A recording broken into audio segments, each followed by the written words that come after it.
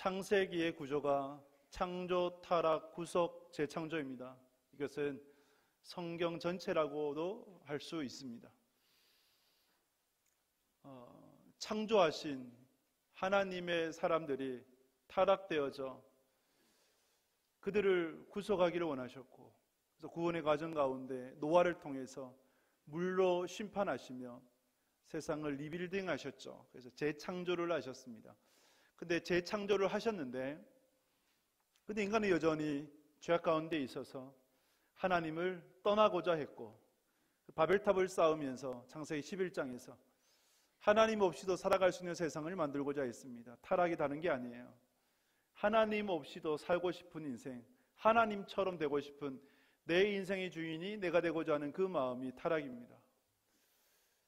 바벨탑의 교만, 바벨탑의 타락으로 인해서 하나님께서 언어를 치셨고, 언어로 인해서 뿔뿔이 흩어진 사람들을 하나님 여전히 사랑하셔서 그들을 구원하기를 원하셨죠. 그들을 구원하시고자 갈대우르에 있었던 아브라함을 택하셨습니다. 아브라함을 통해서 백성을 만드셨고, 모세를 통해서 법을 주셨고, 여호수아를 통해서 땅을 주셨습니다. 이 세 가지는 국가로서의 면모가 온전히 갖추어짐을 의미합니다. 국가의 3대 요소가 무엇입니까? 국민, 영토, 주권이죠. 일제시대 때 우리나라가 땅도 있었고 국민도 있었지만 뭐가 없었어요? 주권이 상실당해버렸죠. 그래서 나라를 잃어버렸다라고 표현을 하는 것입니다. 하나님 나라가 온전히 세워졌어요.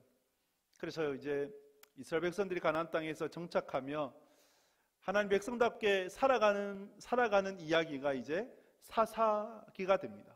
오늘 우리가 배우는 사사, 오늘부터 우리가 묵상하게 되는데, 그래서 사사기는 요수아가 죽은 이후 BC 1390년에서 이스라엘의 초대왕이었던 사울왕이 즉위했던 1040년 정도, 그래서 약 350년 동안의 기간을 이제 사사시대로 봅니다. 사사라는 뜻은 재판관, 구원자라는 의미가 되어지는데, 사사시대의 사사는 주 의미가 구원자가 되겠죠. 사사시대는 이미와 아직 사이에 놓여져 있습니다. 이미라고 하는 것은 하나님께서 이스라엘 백성들에게 가나안 땅을 주셨죠. 그 약속된 땅이라고 말씀을 합니다. 내가 너희에게 그 땅을 주겠다라고 하나님께서 이미 언약을 하셨어요. 그래서 임의가 되죠. 약속된 땅. 그러나 정복은 아직 덜 되었습니다. 그래서 이스라엘 백성들이 각 지파별로 가나안 땅을 정복해 나가야 되었었습니다.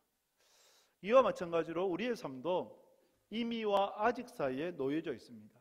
하나님의 나라가 이미 임했습니다. 언제 임했죠? 2000년 전에 예수님께서 이 땅에 오심으로 말미암아 육신의 모습을 입고 이 땅에 오심으로 그때 하나님 나라가 임한 거예요. 하나님의 나라가 임했다면 하나님의 나라는 아픔이 없어야 되잖아요. 슬픔도 없고 고통도 없고 죄도 없고. 그런데 여전히 우리는 하나님 나라가 임했다고 해도 아파요. 인생의 시련과 고난이 있고, 때로는 나의 죄성으로 인해서 쓰러지고 넘어지고 하나님을 실망시켜 드릴 때도 있고, 그래서 나는 왜 이렇게 살아가나, 내가 좀 하나님의 자녀가 맞나, 하나님 믿는 사람이 맞나, 이런 생각들을 갖게 되죠. 또 왜 하나님 나라가 임했다고 하는데 여전히 우리는 인생의 시련과 고난, 고통, 인생이 주는 아픔 가운데 처해 있는 것일까요? 아직인 거죠. 하나님 나라는 아직 완성되지 않았습니다. 하나님 나라가 완성이 되면 그때서는 처음 것들이 다 지나가서 아픔도 슬픔도 고통도 죄성도 없을 거예요. 온전히 하나님께서 주신 행복만이 가득할 것입니다. 그래서 우리는 이 땅에서 이미 하나님 나라가 도래해 있지만 한 걸음 한 걸음 믿음으로 마치 계단을 오르듯이, 계단은 한 계단 한 계단 오르지 않습니까? 계단을 오르듯이 점점점 나아간다면 우리가 목적한 바에 도달하게 될 것입니다. 그래서 내가 왜 지금 이렇게 신앙생활을 하고 있는가 할 때에 아직 하나님 나라가 완성되지 않았기 때문입니다. 하나님 나라의 특징이 뭘까요? 하나님 나라의 특징은 통치입니다. 누가 통치하는가? 그래서 하나님의 나라는 하나님이 통치하시는 나라, 하나님이 주인 되시는 나라, 그것이 하나님의 나라예요. 그래서 이 땅에 예수님께서 이 땅에 오셔서 예수님께서 통치해 가시고 하나님께서 통치해 가시는 그 나라가 하나님의 나라이죠. 그것을 잘 보여주는 것이 찬송가 438장이 됩니다. 내 영혼이 은총 입어, 내 영혼이 은총 입어 중한죄 짐 벗고 보니 슬픔 많은 이 세상도 그 어디나 하늘나라. 왜 하나님 나라가 됩니까? 예수 그리스도가 나와 함께 하시니까, 그죠?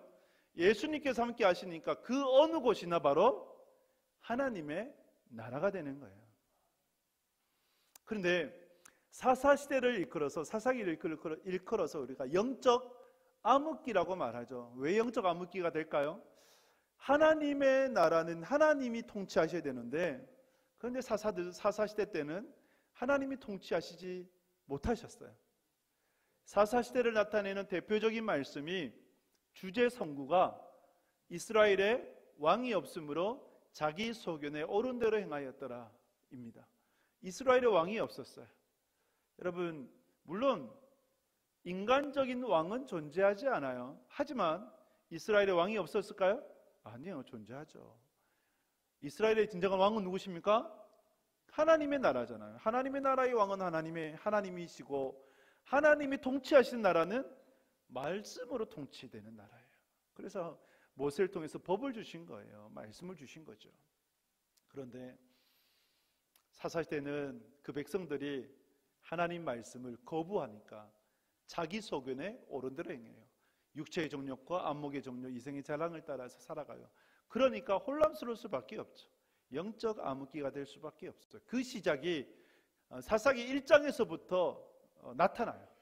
사사기 1장에서. 그래서 사사기 1장을 보면 하나님의 말씀에 불순종해서 가나안 원주민들을 다 쫓아내라 했는데 쫓아내지 못한 거예요. 그로 인한 결과가 2장에서 설명하고 있는데, 말씀하고 있는데, 여러분 이 말씀 우리가 묵상하면서 가나안 원주민, 쫓아내지 못했던 가나안 원주민이 우리의 인생에 무엇인지를 조명하면서, 그리고 그 미치는 결과들이 내게 어떠하며, 그러면 우리가 지금 어떤 신앙을 갖고 하나님께서 우리에게 원하시는 것이 무엇인지를 깨닫는, 그래서 하나님께서 주시는 말씀을 받는 이 시간이 될 수 있기를 주님의 이름으로 축복합니다. 먼저 가나안 원주민들을 쫓아내지 못했던 그러한 말씀을 보도록 하겠습니다. 우리 사사기 1장 19절 말씀 같이 읽습니다. 여호와께서 이도와 함께 계셨으므로 그가 산지 주민을 쫓아내었으나 골짜기의 주민들은 철병거가 있으므로 그들을 쫓아내지 못하였으며. 아멘. 여러분, 유다지파 이야기입니다. 유다지파가 여호와께서 함께 하셨으므로 말미암아 산지는 쫓아냈어요. 산지의 주민들을 쫓아내서. 그런데 어떤 주민들을 못 쫓아냈다고요? 골짜기의 주민들. 골짜기는 히브리어 에메크이고, 이 골짜기는 우리가 생각하는 골이 깊은 그런 골짜기가 아니라 약간 능선처럼의 골짜기가 되어져요. 충분히 농사를 지을 수 있는 그곳, 그리고 목축은 말할 것도 없고요. 그래서 그런 곳이 이제 골짜기였다. 그런데 그 골짜기에서 거주하는 주민들을 쫓아내지 못했던 이유가 뭐 때문이다? 철병거 때문이다. 광야 40년을 보냈던 이제 이스라엘은 청동기 문화를 가졌다고 봐요. 근데 그 당시에 가나안 원주민들은 무슨 문화였느냐? 철기 문화였어요. 여러분, 청동기와 철기가 싸우면 누가 이겨요? 철기가 이죠. 돌 들고 싸우는 사람하고 칼 들고 싸우는 사람하고 누가 이겨요? 돌은 한 번에 못 죽이잖아. 좀 가격가 표현인데 여러 번 찍어야. 예. 근데 칼은 어때요? 한 번으로 그러죠. 그래서 우리나라 임진왜란을 생각을 해보면 임진왜란 때에 뭐 한 1500년 정도 되죠. 그죠? 그 당시 때에 우리나라는 뭘 두고 싸웠어요? 칼 두고 싸웠잖아요. 그죠? 칼, 활 이런 걸로 싸웠잖아요. 그런데 일본은 뭘 두고 왔어요? 소총. 예. 아무리 칼을 잘 쓴다 하더라도 총 쏘면 끝이에요. 그러기에 우죽순 이제 점령 당할 뻔하다. 그래도 우리 민족의 끈기로 물리쳤던 그 시간도 아닙니다. 그런데 그 피해는 엄청났죠. 이렇게 청동기 문화를 갖고 있었던 이스라엘 백성들에게 이었기에 철기 문화가 두려웠습니다. 그런데 이해가 되지 않죠. 산지의 주민들은 철기가 없었을까? 아니요, 있었을 거예요. 동일한 가나안인데 산지가 정복하기 어려울까요? 골짜기가 정복하기 어려울까요? 산지죠. 산은 산지 말 그대로 산 위에 세워진 성읍이잖아요. 산지 때만 하나님이 함께 하시고 골짜기 때는 하나님이 함께 하시지 않으셨을까요? 언제든지 함께 하시잖아요. 산지 때도 하나님이 함께 하셨고 골짜기 때도 함께 하신 거예요. 그럼 뭐가 문제일까요? 유다지파의 믿음이죠. 철병거 때문에 하나님 바라보지 못하고 그들의 군사력이 두려웠던. 그런데 지금까지 이스라엘 백성들이 승리한 것을 보면 군사력으로 힘으로 승리했습니까? 하나님의 도움으로 승리했습니까? 하나님의 도움이죠. 그래서 유다지파가 믿음이 없어서 결국은 정복하지 못하고 가나안 원주민들을 쫓아내지 못했다. 유다지파뿐만 아니라 대부분의 지파들이 그랬어요. 21절에서는 이렇게 말씀을 해요. 1장 21절 말씀 같이 읽습니다. 베냐민 자손은 예루살렘에 거주하는 여부수 족속을 쫓아내지 못하였으므로 여부수 족속이 베냐민 자손과 함께 오늘까지 예루살렘에 거주하니라. 아멘. 베냐민 지파죠. 베냐민 지파는 누구를 쫓아내지 못했다고요? 예루살렘에 있는 여부수 족속. 예루살렘 왕 아도니세덱 어디서 많이 들어본 것 같지 않아요? 몇 주 전에 여호수아를 대적해서 예루살렘 왕 아도니세덱이 남방 연합군을 편성해서 남방의 연합군을 형성을 해가지고 여호수아와 전쟁을 벌였는데 결국 누가 이겼어요? 여호수아가 이겼어요. 왕까지도 점령을 했어요. 그러면 베냐민 지파는 상이 다 차려진 거예요. 예루살렘을 얼마든지 정복할 수 있는 거예요. 숟가락만 올리면 돼요. 근데 이 베냐민 지파가 숟가락조차도 못 올렸다. 그래서 예루살렘에 있는 그 여부수 족속을 물리치지 못했다. 언제까지요? 오늘까지 이르렀다. 오늘이 언제일까요? 다윗 시대 때 다윗이 예루살렘에 거주했던 여부수 족속을 다 몰아내고 그 예루살렘의 성 이름을 다윗성이라고 이름을 바꾸게 됩니다. 그래서 예루살렘은 언제 완전히 정복이 됐냐? 다윗 시대 때에 완전히 정복이 됐어요. 그러면 시간으로 보면 약 400년 가까이 흘렀을 때에 그때 비로소 정복이 되었다라고 볼 수 있는 것이죠. 그래서 오늘까지, 그러면 이 사사기가 언제 기록되었을까요? 적어도 다윗 시대 이후에 기록이 되었다라고 볼 수 있는 것이죠. 이렇게 베냐민 지파도 다 쫓아내지 못했어요. 믿음이 없었어. 27절에 보면 에브라임 지파도 마찬가지고요, 므낫세 지파도 마찬가지고요, 납달리 아세 지파도 마찬가지였어요. 가나안 원주민들을 쫓아내지 못했습니다. 왜 쫓아내지 못했는가?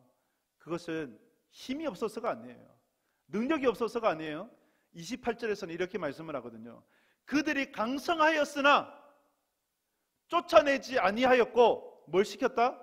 노역을 시켰다. 왜 하나님 말씀에 불순종한 걸까요? 하나님은 분명히 뭐라 말씀하셨습니까? 가나안 원주민들을 쫓아내라. 헤렘이잖아요. 진멸해라고 말씀했어요. 남녀노소 모든 것을 다 진멸해라.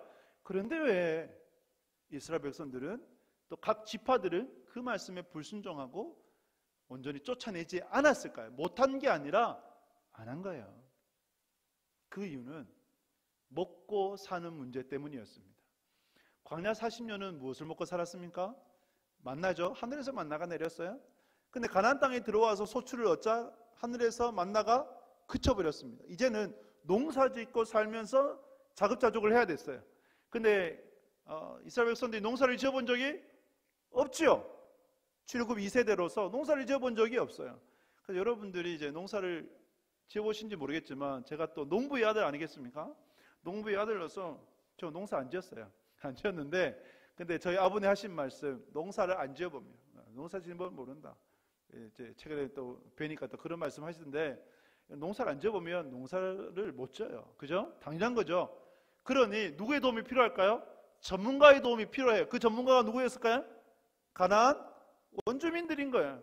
그래서 그들을 살려둬가지고 그들의 도움을 받아서 잘 먹고 잘 살자. 이것이 이스라엘 백성들의 타협이었던 것이죠.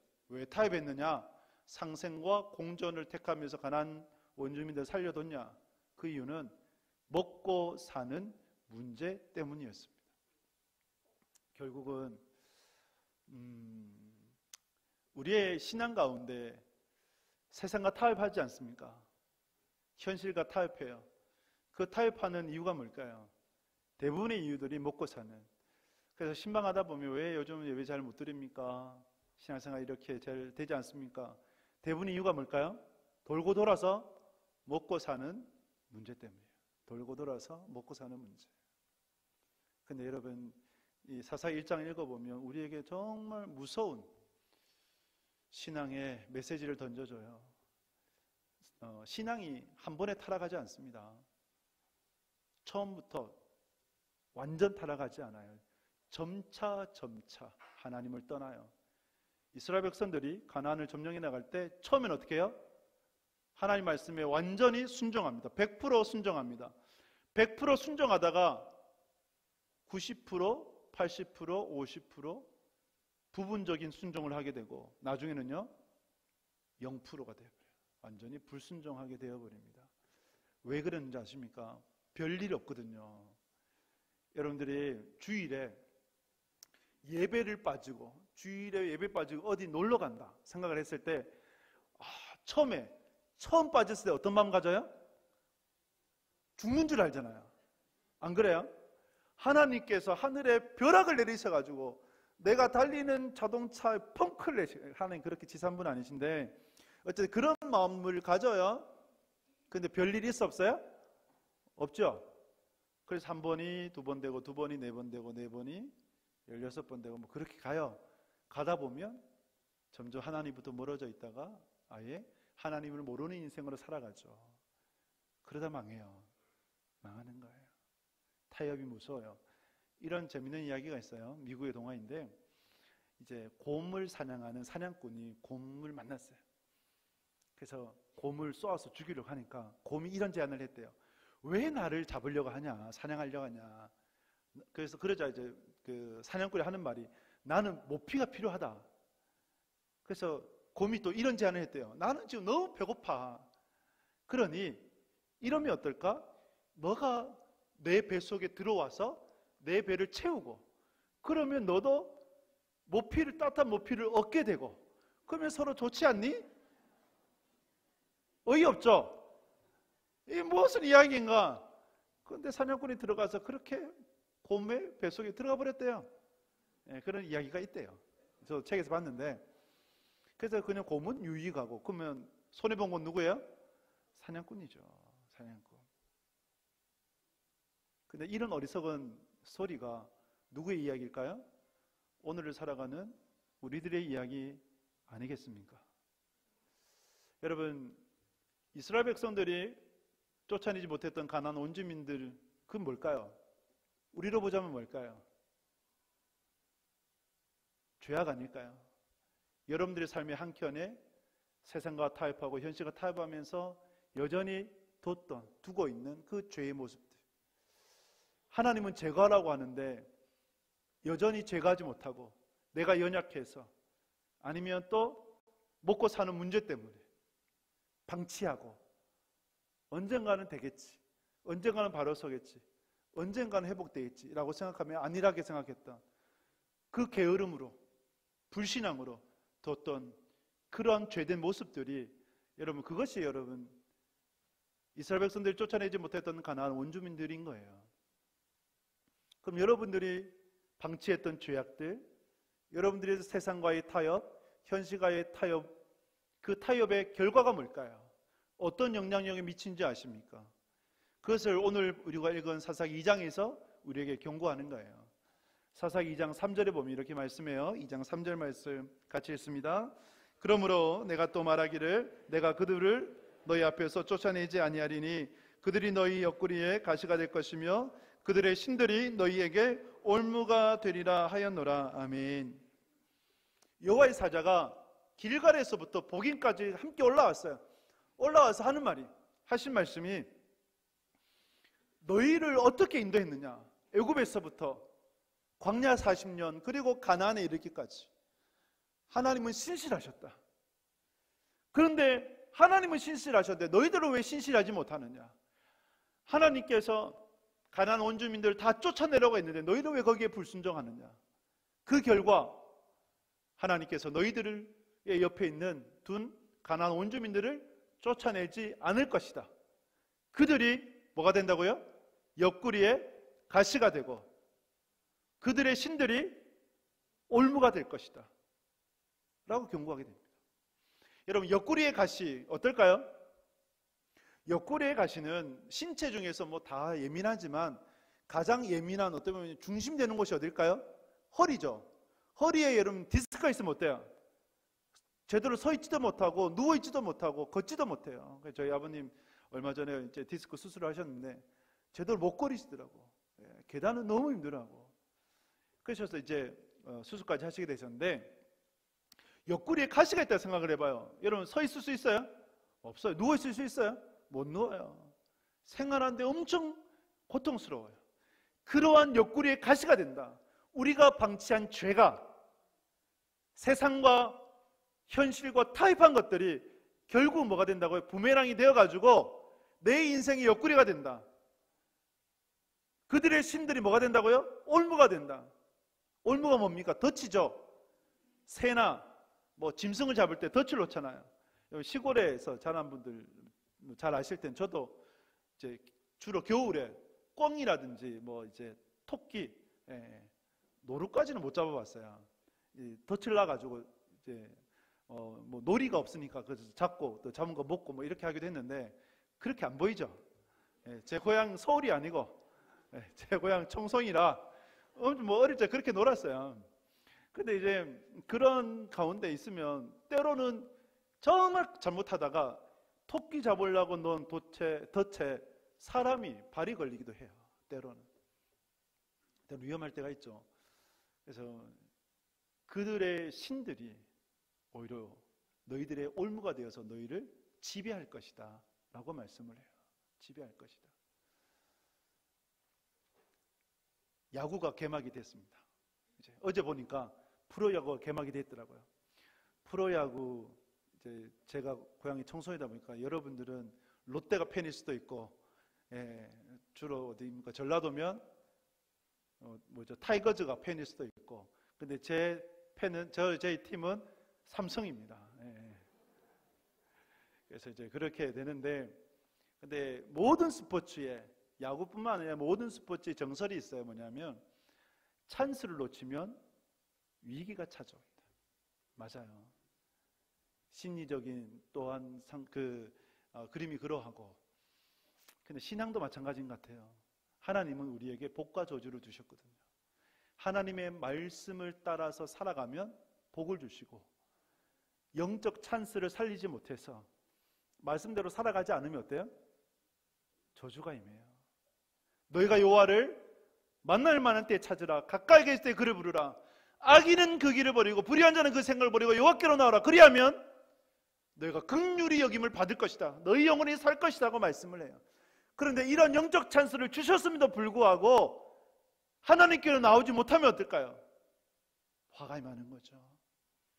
그래서 여러분, 우리 안에 영적 찬스를 주셨을 때, 기회를 주셨을 때 그 기회를 살릴 수 있는 그런 사람이, 그런 신자가 복된 것입니다. 우리 안에 있는 그 죄악된 것들을 쫓아내지 못하고 세상과 타협하고 현실과 타협하면 옆구리에 가시가 되고요, 우리 인생의 올무가 됩니다. 이것은 성경에서 수없이 많이 봐요. 대표적인 사람 두 사람만 얘기한다면 사울 왕이 될 거죠. 사울 왕이 아말렉과의 전쟁 가운데 하나님께서 진멸하라고 하셔서, 근데 진멸합니까? 안 했죠. 왜 안 해요? 타협했죠. 백성들이 원해서요, 또 이 좋은 것으로 하나님께 제사 드리고 싶었어요. 거짓말이에요. 하나님께 제사 드리고 싶은 것이 아니라 백성들에게 전리품을 나눠주고 백성들의 또 인기를 얻어가지고 자신의 왕위를 영원토록 유지하고 싶었던 거예요. 그런데 여러분, 그 왕위를 백성이 준 것입니까? 하나님이 주신 것입니까? 하나님이 주신 거잖아요.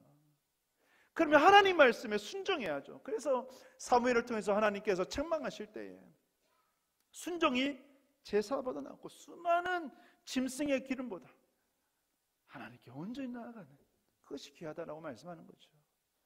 결국은 하나님 말씀에 불순종한 세상과 타협하고 현실과 타협했던 사울 왕위에서 폐위가 되고 악신에 시달리다가 전장에서 비참하게 죽게 됩니다. 솔로몬 왕은 어떻습니까? 솔로몬 왕이 젊었을 때는 하나님을 경외했어요. 1000번째까지 드리고 지혜 왕으로 불렸습니다. 그러나 이방 여인들과 이방의 공주들과 정략 결혼을 하고 그 아내들이 몇 명이 있다고요? 1000명이나 돼요. 1000명이나 되었던 그런, 여러분, 이방 공주가 1000명은 그들만 있는 것이 아니라 그들이 섬겼던 수없는 잡신들이 따라오는 거예요. 그래서 솔로몬이 나이가 들어서 사리분별이 어려울 때 결국 그 마음이 빼앗겨서 우상을 섬기게 되고, 솔로몬이 우상을 섬겼다고 하는 것은 나라가 우상 숭배를 했다는 것이고, 하나님께서 옆구리에 가시 그들의 신들의 올무가 되도록 하셨어요. 결국은 르호보암 때, 그 아들 때에 나라가 둘로 나뉘어지게 돼요. 그리고 결국 또 우상 숭배 때문에 어떻게 됐습니까? 이스라엘 백성들은 나라를 잃었잖아요. 아수르의 바벨론의 포로로 붙잡혀가게 되었잖아요.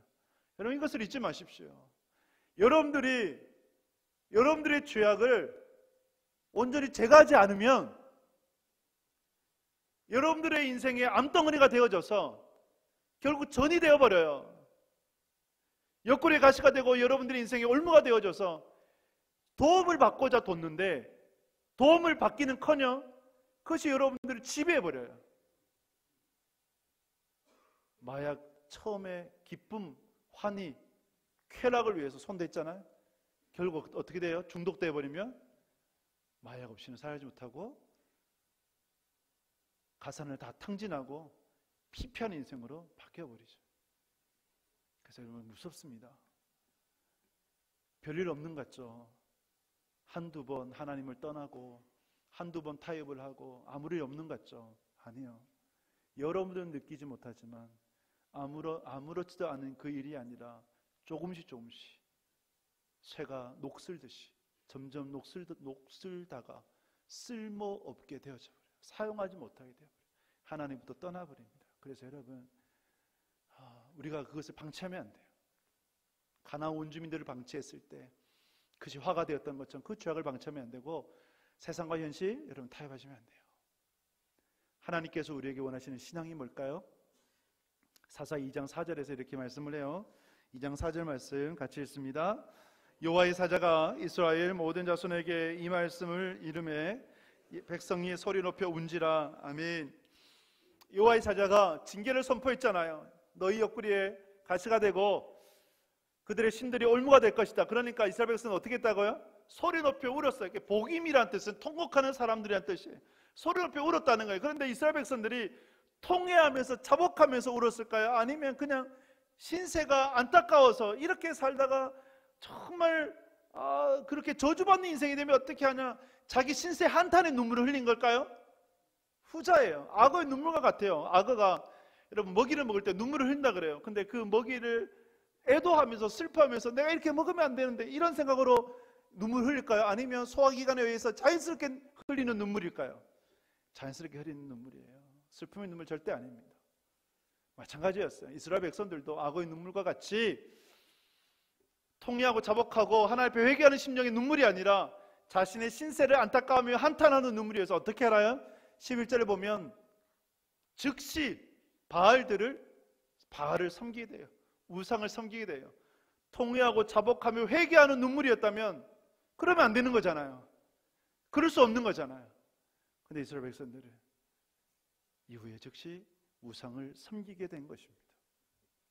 여러분, 이렇게 여러분들 안에 죄악으로 죄와 타협하고 그리고 세상과 타협하면 결국은 옆구리 가시 그리고 그들의 신들이 올무가 될 것인데, 여러분, 그것을 위해서 하나님께서 여러분들이 원하신 것은 슬픔의 눈물이 아니라 자복함의 눈물, 통회의 눈물, 회개의 눈물입니다. 할렐루야. 진정으로 회개할 수 있는 여러분들이 꼭 되실 수 있게 축복합니다. 타협하지 마세요.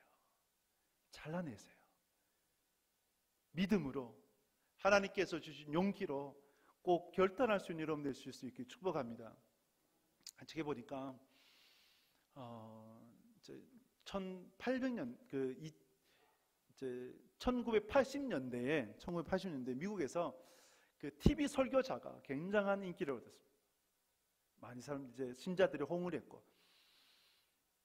그때 많은 헌금들이 이제 그 온라인 방송으로 TV로 그리고 그 설교자들을 몰려들었대요. 그 가운데 제일 유명했던 한 목사님, 설교자로서 한 목사님이 이제 공금 횡령, 불법 탈세 등의 혐의로 구속이 됐어요. 교도소에 감금이 됐는데 미국 교회의 유명한 원로 격의 목사님이 찾아가서 신방을 했습니다. 어떻게 되었습니까? 어떻게 이 지경까지 왔습니까? 왜 하나님 사랑하지 않습니까? 물었어요. 그러자 그 목사님 뭐라고 했는지 아세요? 충격적인 답을 내요. 아니요, 저 하나님 사랑해요. 지금도 하나님 사랑해요. 하나님 사랑하는 마음은 변하지 않았어요. 그런데 하나님을 두려워하지 않아요. 하나님을 두려워하지 않으니까 지금 이 자리에 있어요. 여러분, 이 대답은 우리의 신앙에 굉장한 경종의 메시지를 울리는 겁니다. 하나님을 두려워하지 않을 때 죄를 방치하고, 하나님을 두려워하지 않을 때 세상과 타협하고 현실과 타협하는 거예요. 그래서 우리 안에 진정으로 회복되는 것이 뭘까요? 하나님을 두려워하는 마음입니다. 그 마음이 여러분 가운데 회복될 수 있기를 주님의 이름으로 축복합니다. 마지막으로 우리 교회 한 성도의 간증을 나누고 말씀 마치고자 합니다. 제가 이제 주중에 한번 물어봤어요. 이 간증을 함께 나눠도 되겠습니까? 해서 이제 허락을 받고 나눕니다. 그 자매가 이제 부모님에 의해서 신앙생활을 교회를 다녔는데, 근데 교회 다니기 너무너무 싫었대요. 그래서 교회 다니기 너무 싫어가지고 주일에 알람을 맞춰놔도 못 들은 척하고, 울렸는데 못 들은 척하는 거예요. 우리 애들도 한 번씩 그래. 알람이 저렇게 울리는데 못 일어나. 못 들었대요. 좀 의심스럽지 않나 생각을 해보는데, 여러분 자녀들이 교회에 오는 시간이 되는데 알람이 울리는데 안 일어난다. 한번 생각을 해보십시오. 그래서 이제 알람도 못 들은 척하고, 그리고 원래 약속도 없는데 친구랑 약속을 잡아버리고 교회 오기 싫어가지고, 그러다 이 핑계 저 핑계도 됐는데도 모두 교회에 오게 되면 그냥 대놓고 잤대요. 예배 시간에 대놓고 자고, 친구에게 자기가 그리스도인이다, 기독교인이다 라고 얘기하는 것이 너무나 부끄러웠답니다. 왜냐하면 자기는 교회는 다니지만 하나님은 아직 믿지 않았기 때문에 그렇게 기독교인이라고 얘기하는 것이 너무 부끄러웠대요. 그렇게 지내다가 그 삶에 정말 터닝포인트가 있었대요. 우리 1월 달에 중고청연합으로 이제 단기송기를 갔지 않습니까? 태국에 치앙마이 단기송기를 갔는데, 단기송기를 가서 태국이라는 나라, 또 치앙마이도 마찬가지고 불교 국가잖아요. 온통 불교 채색, 불교로 가득해요. 승복을 입은 사람들이 엄청 돌아다니고 그러면서 곳곳에 그런 불교의 우상 문화들이 즐비한 곳인데, 그런데 그곳에서 하나님을 믿는 사람들이, 하나님 믿는 아이들이 교회에 와서 예배를 드리고 그 하나님을 찬양하고 하나님을 섬기는, 예배하는 그 모습을 보면서 이게 하나님의 일하심이구나 라는 것을 깨닫게 되고, 그때 믿게 되었대요. 하나님이 정말 살아계시는구나, 하나님이 역사하시구나, 하나님이 불교의 땅에서도 계시고 불교의 땅에서도 하나님의 사람들을 구원해 나가시는구나 라는 것을 깨닫게 됐다고 합니다. 그래서 이제 돌아와가지고 하나님을 만나게 된 거잖아요. 하나님이 살아계심을 이제 믿게 된 거지 않습니까? 그러니 삶이 달라지고 신앙이 달라져서 고백을 해요. 어떻게 달라졌느냐?